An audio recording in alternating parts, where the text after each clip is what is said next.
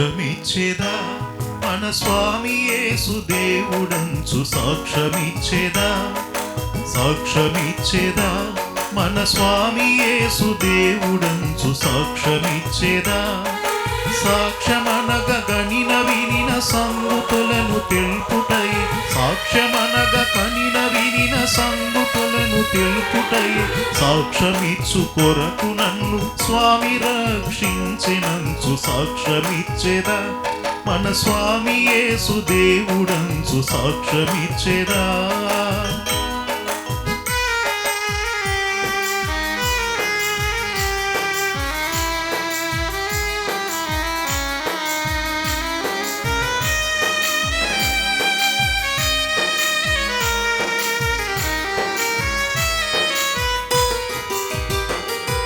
దిక్కుదెసయులేని నన్ను దేవుడెంతో కనికరించి దిక్కుదెసయులేని నన్ను దేవుడెంతో కనికరించి మక్కువతో నాకు నెట్లు మనశ్శాంతినిచ్చినాడు సాక్ష్యమిచ్చేదా మన స్వామి యేసు దేవుడంచు సాక్ష్యమిచ్చేదా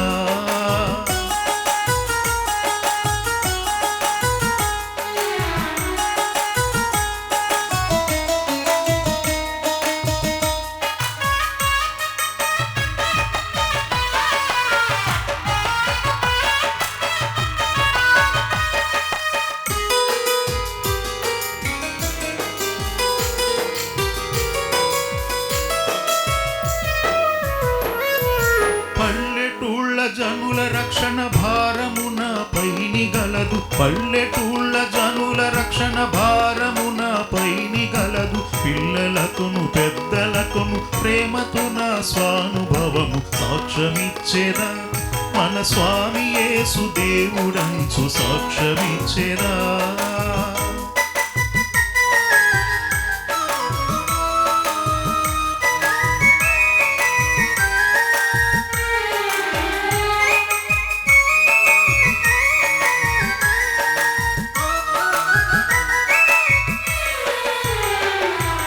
బోధ చేయలేను వాదములకు బోను నాకదేల బోధ చేయలేను వాదములకు బోను నాకదేల నాదుడేసు ప్రభును గూర్చి నాకు తెలిసినంత వరకు సాక్ష్యమిచ్చేదా మన స్వామి యేసు దేవుడనుచు సాక్ష్యమిచ్చేదా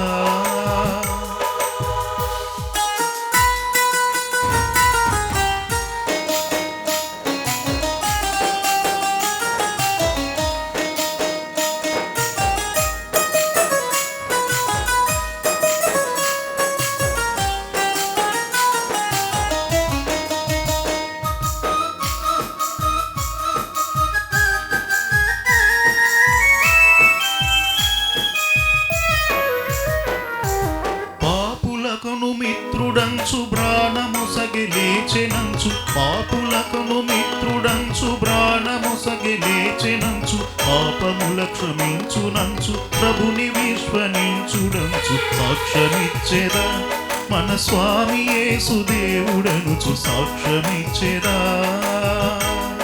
నా అనుభవం సాక్ష్యమిచ్చేదా నాడు నేడు అనే కార్యక్రమం గురించి ఈ రోజున దేవుని దయతో 36వ ఎపిసోడ్లో నా 59 ఏళ్ల అనుభవంలో 333 మంది నాకు మాట సపోర్ట్ చేసిన వారిలో మాట మాట్లాడిన వారి గురించి, అలాగే మొదటి పార్టీలో దేవుని వాక్యం తెలుసుకున్న 7 మాట్లాడి 7 మాటల గురించి, అలా రెండవ పార్టీలో దేవుని వాక్యం తెలియనప్పుడు 7 రకాల కష్టఫలతో 7 రకాల అనుభవ సాక్ష్యముల గురించి, మూడవ పార్టీలో దేవుని వాక్యం తెలుసుకున్న నేను 30 ఏళ్లుగా దేవునికి 7 మాటలతో 1000 స్తుతి స్తోత్రములు ఏ రకంగా చెల్లించాను అనే కార్యక్రమములను ప్రతిరోజు సాయంత్రం 7 గంటల నుంచి 7 గంటల 30 నిమిషాల వరకు మోక్ష మార్గం టీవీ ఛానల్స్లోను యూట్యూబ్ ఛానల్స్లోను నా అనుభవం సాక్ష్యమిచ్చేదా నాడు నేడు అనే కార్యక్రమంలో పాత నిబంధనలో 333, పత్రికల్లో 333, సువార్తలో 333 వాక్యాలను దేవునికి 1000 స్తుతి స్తోత్రం చెల్లించడం గురించి కూడా మీ అందరికీ చెప్పబోతున్నాను. ముందుగా మొదటి పార్టీలో 7 మాట్లాడి 7 మాటలలో మొదటి మాట 1965లో నాడు ఆంధ్రప్రదేశ్ తెలంగాణలో కొన్ని పల్లెటూర్లలో అన్ని మతాలలో అన్ని కులాలలో ఉండే నిరుపేదలైన వారు 59 ఏళ్లకు పూర్వము రోడ్డు పక్కనే కూరగాయలు పెట్టుకుని ప్రతిరోజు కూడా కూరగాయలు అమ్ముకునే అటువంటి పరిస్థితుల్లో నిరుపేదలైన వారు ఉండేవారు. 2024 సంవత్సరంలో నేడు నిరుపేదలైన వారసులు పట్టణాలలో ఫారిన్ కంట్రీస్లో పనులు చేస్తున్నారు. అలాగే ప్రభుత్వ పథకాలు వస్తున్నాయి. గ్రామాలను దత్తత తీసుకుంటున్న వారికి, అలాగే మాట సపోర్ట్ చేసిన వారికి కృతజ్ఞతలు చెల్లించుట మంచిది. రెండవ మాట, 1965లో నాడు ఆంధ్రప్రదేశ్, తెలంగాణలో కొన్ని పల్లెటూరులలో అన్ని మతాలలో అన్ని కులాలలో ఉన్న నిరుపేదలైన పిల్లలు చదువుకునే స్తోమత లేనప్పుడు 59 ఏళ్లకు పూర్వము బాల కార్మికులుగా మరి వ్యవసాయ పనులైనటువంటి మరి వరి కోయటానికి, కట్టేతలకు, కుప్పనూర్పులకు, అలాగే కలుపుతీతలకు బాల కార్మికులుగా ఆ రోజుల్లో అటువంటి పనులు చేసేవారు. మరి 2024 సంవత్సరంలో నేడు నిరుపేదల పిల్లలు చదువుకోవటానికి అనేక ప్రభుత్వ పథకాలు వస్తున్నాయి. తల్లిదండ్రులు కూడా అప్పులు చేసి బ్యాంకుల్లో లోన్లు తీసుకుని ప్రతి నెల ఈఎంఐ కట్టేలాగా ఫారిన్ కంట్రీస్లో పట్టణాలలో ఉండేలాగా చేసినటువంటి తల్లిదండ్రులకు ప్రతిరోజు కూడా కృతజ్ఞతలు చెల్లించాలి.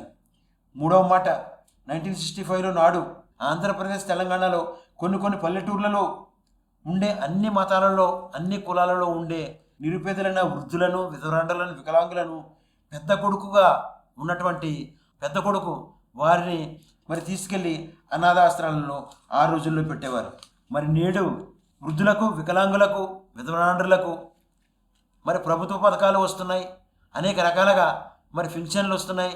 ప్రభుత్వ పథకాలు చూసి మరి కొడుకులైన వారు వాళ్ళకు వచ్చే డబ్బులను బట్టి ఇంటిలోనే పెద్ద కొడుకుగా పెట్టుకుని వారందరినీ కూడా ఈ రోజుల్లో మంచిగా చూస్తున్నారు.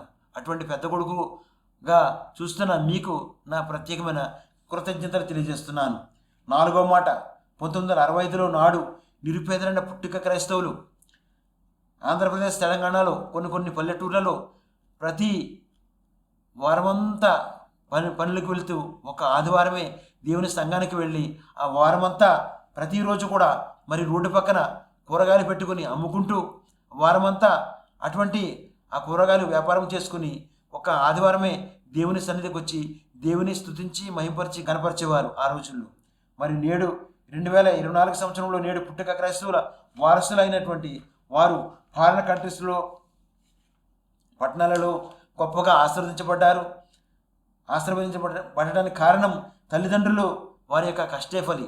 అటువంటి తల్లిదండ్రులు, పూర్వీకులైన తాత, నాయనమ్మ, అమ్మమ్మలు, తాతలు అటువంటి వారు ఎవరైతే సపోర్ట్ తీసుకున్నారో, ఎవరైతే మాట సపోర్ట్ ద్వారా ఈ రోజున మనందరం ఆశపడ్డామో అటువంటి వారికి మనము కృతజ్ఞతలు చెల్లించాలి. ఐదవ మాట, 1965లో నిరుపేదలైన పాస్టర్లు ఆంధ్రప్రదేశ్, తెలంగాణలో అనేక పల్లెటూర్లలో ఉంటూ నిరుపేదలుగా మరి స్వార్థ సేవ చేయడానికి సరైన భోజనం లేకుండా, కట్టుకోవడానికి సరైన బట్ట లేకుండా, తిరగడానికి మరి నడుచుకుంటూ వెళ్ళి సైకిల్ మీద వెళుతూ అటువంటి మరి స్వార్థ సేవ చేస్తూ మరి ఇంటింటికి కరపత్రాలు పంచే అటువంటి పాస్టర్లకు నా ప్రత్యేకమైన కృతజ్ఞత తెలియజేస్తున్నాను. మరి నేడు 2024 సంవత్సరంలో అటువంటి పాస్టర్లకు వారసులుగా పుట్టినటువంటి వారు ఈ రోజుల్లో 3 రకాలుగా పాస్టర్లు ఉండటం నేను చూడటం జరిగింది. మొదటి రకంగా అటువంటి వారసులైన పాస్టర్లు పట్టణాలలో, ఫారిన్ కంట్రీస్లో మంచి స్థలాలు కొని, లేకుంటే ఫంక్షన్ హాల్ అద్దెకు తీసుకొని మరి పెద్ద మీటింగ్స్ పెడుతూ మరి టీవీలో లైవ్ పెడుతూ పెద్ద బిల్డింగ్లు కట్టి కోటేశ్వరులుగా గొప్ప సువార్త సేవ చేసే దైవ సేవకులు కొందరైతే, మరి కొంతమంది రెండవ రకం పాస్టర్లు ట్రైనింగ్ అయ్యి మరి జీతాలుగా అనేక సంఘాలకు వెళుతూ ఆ సంఘాల్లో మరి సంఘ పెద్దలతో గొడవలు పడుతూ, ఆ సంఘ పాస్టర్లతో గొడవలు పడుతూ, శ్రేల సమస్తంతో గొడవలు పడుతూ ఆ సంఘాన్ని 2 పార్ట్లుగా చీల్చి ఆ సంఘాల్లో గొడవలు పెట్టే పాస్టర్లు రెండవ రకమైన పాస్టర్లుగా మనం అనేక మంది చూస్తున్నాం.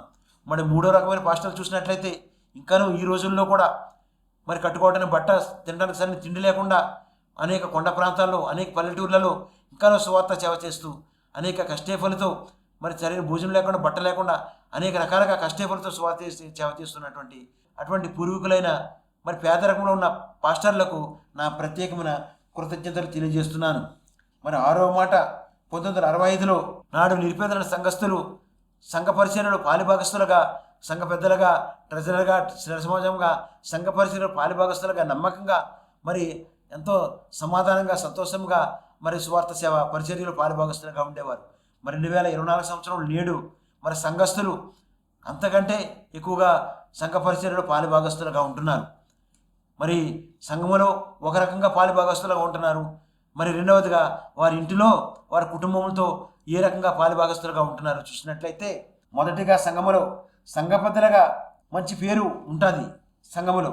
కానీ వారింటిలో మరి కోడలను బాధపెట్టి మామయ్యగా, కూతురిని బాధపెట్టిగా తండ్రిగా, కొడుకును బాధపెట్టి తండ్రిగా, భార్యను బాధపెట్టే భర్తగా అటువంటి బుద్ధి ఉండటం మీకు మంచిది కాదండి.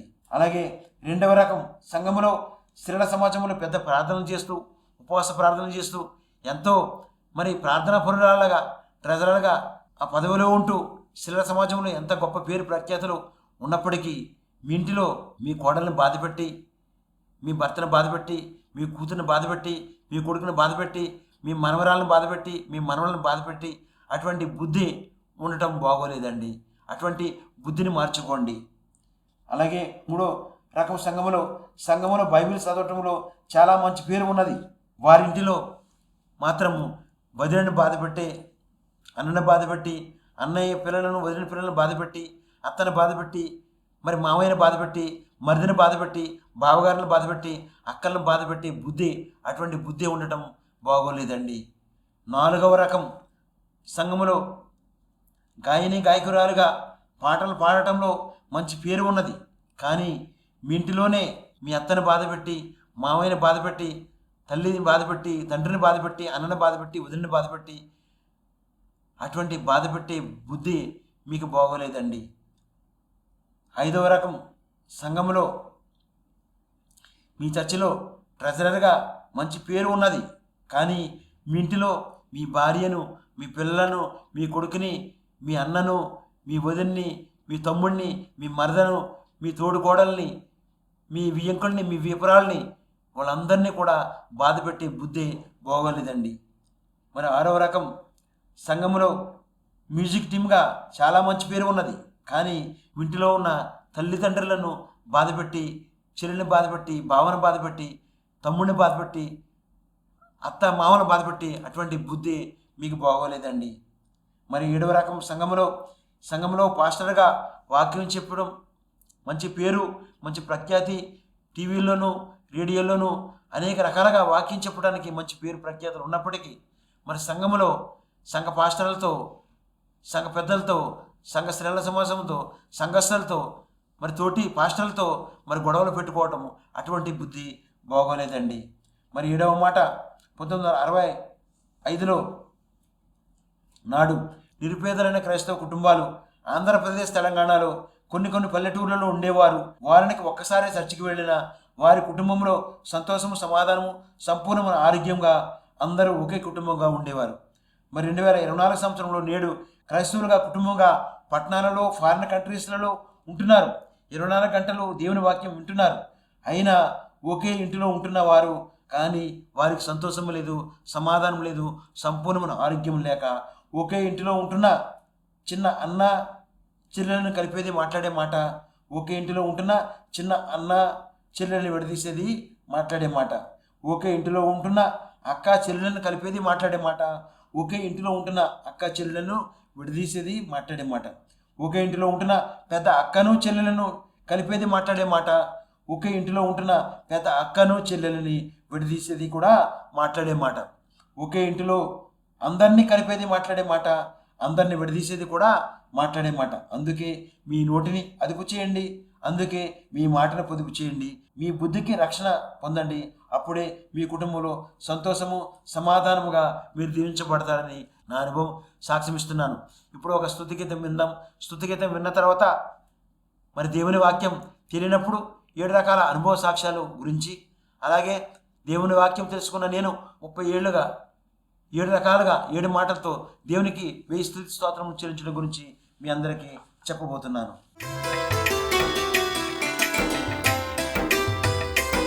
దేవునికి స్తోత్రము గానము చేయుటయే మంచిది, మనమందరము స్తుతి గానము చేయుటయే మంచిది.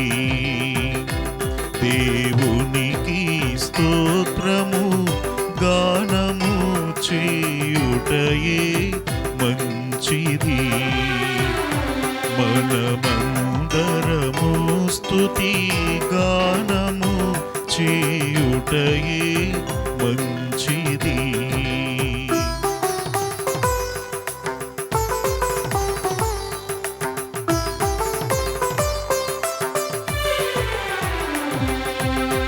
యెరూషలేము యెహోవాయే కట్టుచున్నవాడని,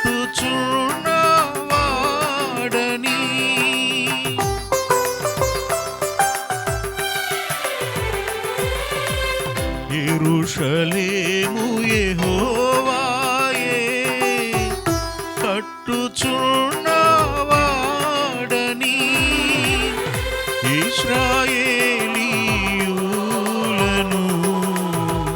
పోగు చేయువాడని, ఇశ్రాయేలీయులను పోగు చేయువాడని. దేవునికి స్తోత్రము గానము చేయుటయే మంచిది.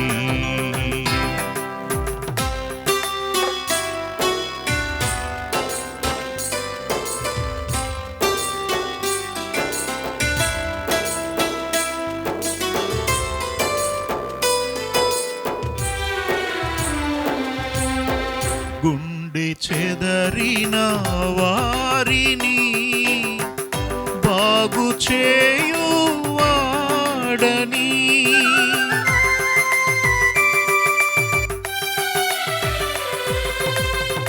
గుండె చెదరిన వారిని బాగు చేయువాడని, వారి గాయములన్నీయు కట్టుచున్నవాడని, వారి గాయములన్నీయు కట్టుచున్నవాడని. దేవునికి స్తోత్రము గానము చేయుటయే మంచిది. నక్షత్రముల సంఖ్యను ఆయనే నియమించెను, వాటి కన్నీయు పేరులు పెట్టుచున్నవాడని, వాటి కన్నీయు పేరులు పెట్టుచున్నవాడని. దేవునికి స్తోత్రము గానము చేయుటయే మంచిది. మరి రెండవ పార్ట్లో మొదటి అనుభవ సాక్ష్యం. నా 59 ఏళ్లలో 333 మంది సపోర్ట్ చేసిన వారిలో 36వ మాటను మాట్లాడిన వారు పొలమూరి ఆనందరావు, కమలమ్మ, మామయ్య, అత్తగారు. వారు విలువైన మాటల ద్వారా సపోర్ట్ చేసిన వారికి నా ప్రత్యేకమైన కృతజ్ఞతలు తెలియజేస్తున్నాను. అంతే మాత్రం కాకుండా ప్రభునందు నిద్రించిన పొలమూరి ఆనందరావు గారు, మా మామయ్య గారికి పాదాభివందనాలు తెలియజేస్తున్నాను. రెండవ అనుభవ సాక్ష్యం. 1987లో దేవుని వాక్యం తెలియనప్పుడు హైదరాబాద్లో నిరుద్యోగ సమస్యతో ప్రతిరోజు కూడా మరి ఉద్యోగం వరకు ప్రతి చోట వెళ్ళిన చోట వెళ్లకుండా అనేక చోట్ల వెళుతూ తిరిగి అనేక చోట్ల తిరిగినప్పటికీ ఎటువంటి పోలీస్ ఉద్యోగం లేదు, ఎటువంటి మరి కండక్టర్ ఉద్యోగం లేదు, ఎటువంటి ఉద్యోగం లేకుండా ఎంతో నిరుద్యోగ సమస్యతో బాధపడేవాడిని. మరి మూడవ అనుభవ సాక్ష్యం. 1988లో నిరుద్యోగ సమస్యతో బాధపడుతూ అటువంటి మరి రోడ్డుపై తిరుగుతూ వెళుతున్నప్పుడు ఒక ఆయన నన్ను పిలిచి, మరి పంజాగుట్టలోని లేబరటపై ఒక ఆయన నన్ను పిలిచి 45 రూపాయలు కూలే ఇచ్చి మారుబుల పని నేర్చుకోవడానికి నన్ను పిలవడం జరిగింది. ఎప్పుడైతే మరి 40 రూపాయల కూలికెళ్ళి మారుబుల పని నేర్చుకుంటున్నానో, నాకంటే సీనియర్ మేస్త్రులు వారికంటే నేను పని మంచిగా నేర్చుకుంటానని మరి నేను తెచ్చుకున్న అన్నం బాక్స్లోది తినేసేవారు. అంతే మాత్రమే కాకుండా నేను సైకిల్ వేసుకెళ్ళినప్పుడు వెనక ముందు కూడా పిన్నిసి పెట్టి పంచర్ చేసేసేవారు. పంచర్ చేసుకోవడం కూడా అవకాశం లేకుండా మరి ఆ పంచర్ అయిన సైకిల్ని తీసుకుని 10 కిలోమీటర్లు నంపల్ నుంచి ఇసుగూడ పోలీసు లైను, సికింద్రాబాద్ నుంచి మరి ఇసుగూడ పోలీస్ లైను, అలాగే చార్మినార్ నుంచి ఇసుగూడ పోలీస్ లైను, అంత దూరాల నుంచి పనిచేసినప్పటికీ నడుచుకుంటూ ఆ సైకిల్ని నడిపించుకుంటూ వెళ్ళేవాడిని. మరి అన్నం బాక్సులో అన్నం తినేసి అన్నం బాక్సులో మరి కంకర్రాళ్ళు పెట్టేవారు, ఒకరోజు పేడ పెట్టేవారు, ఒకరోజు సిమెంట్ పెట్టేవారు, ఒకరోజు ఇసుక పెట్టేవారు. అటువంటి పెట్టినప్పుడు ఆ పూటంతా కూడా మరి డబ్బులు లేక అట్లా పస్తుతోటే ఆ పని నేర్చుకుంటూ అలాగా పనులు నేర్చుకోవడం జరిగింది. అలాగే 4వ అనుభవ సాక్ష్యం 1990లో దేవుని వాక్యం తెలియనప్పుడు హైదరాబాద్లో ఆర్థిక సమస్యలతో అనేక రకాలుగా బాధపడడం జరిగింది. ఈ వచ్చిన కూలి సరిపోయేది కాదు. ఈ పని నేర్చుకోవడం, ఆ కూలి తక్కువ ఇవ్వడం వల్ల మరి ఇంటి అద్దె కట్టడానికి, ఇంట్లో సరుకులు తేవడానికి లేక అనేక ఆర్థిక సమస్యలతో బాధపడడం జరిగింది. 5వ అనుభవ సాక్ష్యం 1991లో దేవుని వాక్యం తెలియనప్పుడు హైదరాబాద్లో 12 చోట్ల మరి అద్దెగా ఉండటం జరిగింది. మరి 12 చోట్ల అద్దెగా ఉండటంలో హైదరాబాద్లోని కృష్ణానగర్లో 400 రూపాయలకు అద్దెగా ఉండటం జరిగింది. మరి 6వ అనుభవ సాక్ష్యం మరి 1994లో ఒక రకంగా నిరుద్యోగ సమస్య, ఒక రకంగా ఆర్థిక సమస్యలు, మరి మధ్యాహ్నం భోజనం లేకుండా మరి పనులు చేయడం ద్వారా నీరసమైపోయి అనేక రకాలుగా అనారోగ్యాలకు గురైపోయాను అనమాట. ఈ నీరసాలన్నీ రావడానికి కారణం మధ్యాహ్నం అన్నం బాక్స్ అంతా తినేసి ఆ బాక్స్లో ఇసుక, కంకర, సిమెంట్ అన్ని పెట్టేవారు. ఆ భోజనం లేకుండా పని చేయటం వల్ల మరి నీరసమైపోయి ప్రతిరోజు కూడా ఏదో ఒక అనారోగ్యం వచ్చేది. 7 రకాల అనారోగ్యాలలో 7వ రకమైన అనారోగ్యం ఏంటంటే 7 రకాల దెయ్యాలు పట్టినటువంటి అనారోగ్యాలకు గురై 7 రకాలుగా మరి బాధపడేవాడిని. అటువంటి బాధపడుతున్నప్పుడు మరి 7వ రకం అనుభవ సాక్ష్యం ఏంటంటే ఇటువంటి రకాలుగా బాధపడుతున్నప్పుడు 1994లో దేవుని దర్శనము, దేవుని వాక్యంతో మరి స్వస్థత నాకు కలిగినప్పుడు ఆ వాక్యాన్ని నమ్ముకున్న నేను, ఆ వాక్యానికి తెలుసుకున్న నేను యేసుక్రీస్తు ఆ శిలువలో మాట్లాడిన 7 మాటల కంటే ముందు ఆయన పొందిన గాయాలను నేను జ్ఞాపకం చేసుకున్నాను. అవి ఏమిటంటే మరి 150 కేజీల బరువు, 15 అడుగుల ఎత్తు, 8 అడుగుల వెడల్పు, 350 మంది సైనికులు, 50 గుర్రపు రౌతులు, 3 సార్లు కింద పడిపోవటం, 5480 శరీరంపై గాయాలు, 17 తలలో లోతైన గాయాలు, 17 గంటల పాటు నీరు లేకుండా ఉండటం, 150 వీపుపైన గాయాలు, 6.5 లీటర్లు రక్తం మన పాపాల కొరకు సిందించి శిలువపై మాట్లాడిన 7 మాటలలో 7 మాటలలో 7వ మాట లూకాసు వార్త 23వ అధ్యాయము 46వ వచనం, తండ్రి నీ చేతికి ఆత్మను అప్పగించుకొనిచున్నాను అని యేసుక్రీస్తు 7 మాటలు మాట్లాడిన 7 మాటలను జ్ఞాపకం చేసుకుని 3 పాటలలో దేవుని వాక్యంతో సంబంధం కలిగి 7 మాటలతో 7 రకములుగా 1000 స్తోత్రం చెంచుట గురించి, మొదటి మాటతో దేవునికి ప్రతి ఉదయం స్తుతించుట కొరకు పాత నిబంధనల 39 గ్రంథం నుండి 333 స్తుతించే వాక్యంలో 36వ స్తోత్రం, ద్వితీయోపదేశ ఖండము 32వ అధ్యాయం 4వ వచనం, ఆశ్రయదుర్గమైన దేవా మీకే స్తుతి స్తోత్రం చెల్లించమని దేవునికి ప్రతి ఉదయం స్తుతించడం ద్వారా మీ కుటుంబంలో సంతోషం కలుగుతుందని నా అనుభవం సాక్ష్యమిస్తున్నాను. 2వ మాటతో దేవునికి ప్రతి మధ్యాహ్నమున మహింపరచుట కొరకు పత్రిక పాఠ్యంలో 23 గ్రంథముల నుండి 333 స్తుతించే వాక్యంలో 36వ స్తోత్రం, ఎఫెసీయులకు రాసిన పత్రిక 1వ అధ్యాయం 3వ వచనం, ఆత్మ సంబంధమైన ప్రతి ఆశీర్వాదము అనుగ్రహించు దేవా మీకే స్తుతి స్తోత్రం చెల్లించడం ద్వారా మీ కుటుంబంలో సమాధానం కలుగుతుందని నా అనుభవం సాక్ష్యమిస్తున్నాను. 3వ మాటతో దేవునికి ప్రతి సాయంత్రం గణపరచడం కొరకు స్వార్థ పాఠ్యంలో 4 గ్రంథముల నుండి 333 స్తుతించే వాక్యములలో 36వ స్తోత్రం, మత్తయి సువార్త 3వ అధ్యాయం 17వ వచనం, దేవుని ప్రియ కుమారుడైన దేవా మీకే స్తుతి స్తోత్రం చెల్లించమని గణపరచడం ద్వారా మీ కుటుంబంలో సంతోషము, సమాధానము, సంపూర్ణమైన ఆరోగ్యంగా ఉంటారని నా అనుభవం మీకు సాక్ష్యం ఇస్తున్నాను. 4వ మాటతో దేవునికి ప్రతి పరిశుద్ధ దినమున కృతజ్ఞత కానుక ఇచ్చట గురించి సాక్ష్యం ఏమిటంటే ఎవరైతే డైలీ ప్రతిరోజు కూలి పనులకు వెళ్తున్నారో ప్రతి ఆదివారం 10% మీ సంఘానికి ఇవ్వండి. అంతే మాత్రమే కాకుండా ప్రతి వారం మీ ఇంటికి అయ్యే ఖర్చులోంచి కూడా 10% దేవునికి ఇవ్వండి. అంతే మాత్రమే కాకుండా ప్రతి నెల ఎవరైతే జీతాలు తీసుకుంటున్నారో ఆ జీతాలు తీసుకున్న ప్రతి నెల దశమ భాగం ఇవ్వండి. నెల మీ ఇంటికి అయ్యే ఖర్చులోంచి కూడా మరి దేవునికి 10% ఇచ్చినట్లయితే ఎవరైతే దేవుని వాక్యం తెలియకుండా ఉంటున్నారో, ఎవరైతే దేవుని వాక్యం తెలియక అనేక మంది బాధపడుతున్నారో అటువంటి వారికి ఇటువంటి వాక్యాలు తెలుసుకుని మీ ద్వారా రక్షణ పొందేవారిగా మరి ప్రత్యేకమైన భాగ్యం మీ కుటుంబానికి వస్తుందని నా అనుభవం సాక్ష్యమిస్తున్నాను. అంతే మాత్రమే కాకుండా ఎక్కడైతే మీరు ప్రభురాత్రి భోజన సంస్కారం తీసుకుంటున్నారో, ఎక్కడైతే బాప్తిసం తీసుకుంటున్నారో ఆ సంఘానికి మీరు ఖచ్చితంగా ఇచ్చినట్లయితే మీ కుటుంబంలో సంతోషము, సమాధానము, సమృద్ధి, అంతే మాత్రమే కాకుండా మీ కుటుంబంలో ఉన్న ఆర్థిక సమస్యల్లోంచి మీ కుటుంబంలో ఏదైతే సమస్యలతో బాధపడుతున్నారో, ఏదైతే నిరుద్యోగ సమస్యతో పిల్లల పుట్టగా బాధపడుతున్నారో, వివాహం జరగక బాధపడుతున్నారో, ఎవరైతే నిరుద్యోగ సమస్యలతో బాధపడుతున్నారో మరి అనేక ఇబ్బందులతో బాధపడుతున్నారు.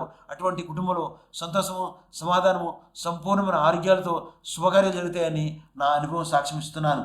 మరి 5వ మాటతో దేవునికి ప్రతిరోజు కృతజ్ఞతాస్తుతి చెల్లించడం గురించి క్రైస్తవులకు ఇచ్చిన దేవుడు గొప్ప భాగ్యం ఏంటంటే, ప్రతిరోజు మనం స్లీపింగ్ చేసే సమయంలో అన్ని మతాలలో ఉన్న కుటుంబాల కొరకు, అన్ని కులాలలో ఉన్న కుటుంబాల కొరకు, దేవుడు చేసిన మేలులకై, దేవుడి కాసి కాపాడిన విధానానికై ప్రతిరోజు మనం కృతజ్ఞతాస్తుతి చెల్లించాలి.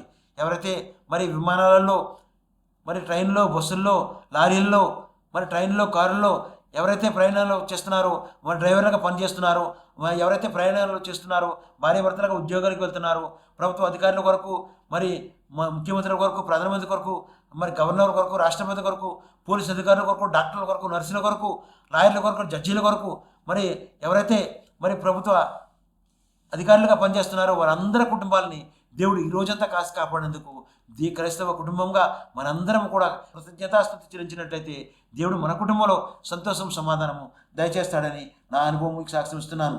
6వ మాటతో దేవునికి ప్రతిరోజు సాక్ష్యంతో స్తుతి చెల్లించడం గురించి నా అనుభవ సాక్ష్యం ఏమిటంటే, 36వ ఎపిసోడ్లో 36వ మాటల గురించి, 36వ స్తుతి గురించి, 36వ మహిమపరచడం గురించి, 36వ గణపరచడం గురించి, 36వ కృతజ్ఞత కానుక గురించి, 36వ కృతజ్ఞత స్తుతించడం గురించి, 36వ సాక్ష్యంతో స్తుతి గురించి, 36వ వేకువజామున విజ్ఞాపన ప్రార్థన గురించి, 36వ కలిపే మాట గురించి, విడదీసే మాట గురించి ఈ రోజున 36వ ఎపిసోడ్లో చెప్పే భాగ్యానికి దేవునికి స్తుతి స్తోత్రం చెల్లించుతున్నాను.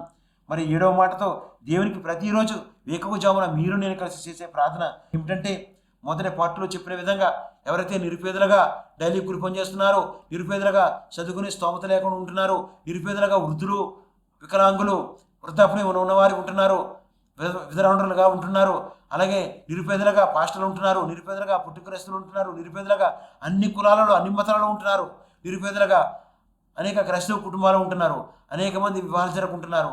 వారందరి కొరకు ఇప్పుడు మీరు నేను కలిసి మనందరం కలిసి ప్రార్థన చేద్దాం. మహాపరిశుద్ధుడు, ప్రేమ కలిగిన మా ప్రియ పరలోకపు తండ్రి, మీ ఘనమైన ప్రశస్తమైన బంగారు పాదాలకు లెక్కలేని స్తుతి స్తోత్రాలు చేయించుకుంటున్నాను తండ్రి. ఈ దినాన్ని 36వ ఎపిసోడ్ చెప్పే భాగ్యం నాకు దయచేసిన స్తోత్రాలు చేయించుకుంటున్నాను తండ్రి. ఈ దినాన్ని ప్రభు ఎవరైతే టీవీ ముందు కూర్చున్నారో, ఎవరైతే ప్రభు యూట్యూబ్లో చూస్తున్నారో వారందరి సమస్యలు ఎరిగిన దేవుడు, వారి బాధల్ని, వారి కన్నిటిని, వారి పడే కష్టాలను చూసిన దేవుడు గొప్ప దేవుడు. కాబట్టి మీరే వారి కుటుంబాలను విడుదల కలిగించి వారైతే మీ పరిస్థితులు అడుగుతున్నారో అవన్నీ కూడా దయచేయవలకు ప్రార్థిస్తున్నాను తండ్రి.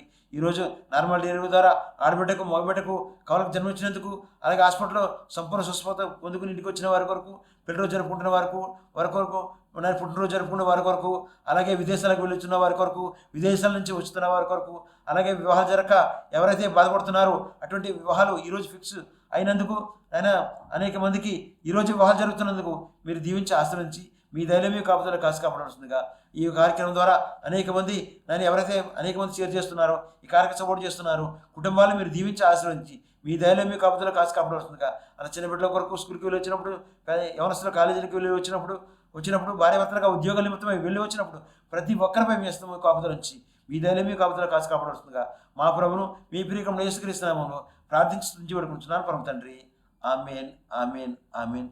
దేవునికి స్తుతి స్తోత్రం చెల్లించున్నాను. ఈ రోజున 36వ ఎపిసోడ్ మరి చెప్పే భాగ్యం దేవుడు దయచేసినందుకు, ఈ 36వ ఎపిసోడ్ మీరు చూసినందుకు మరొకసారి నా ప్రత్యేకమైన కృతజ్ఞత తెలియజేస్తూ ఈ 36వ ఎపిసోడ్ మాటలను ముగిస్తున్నాను. ఆమేన్.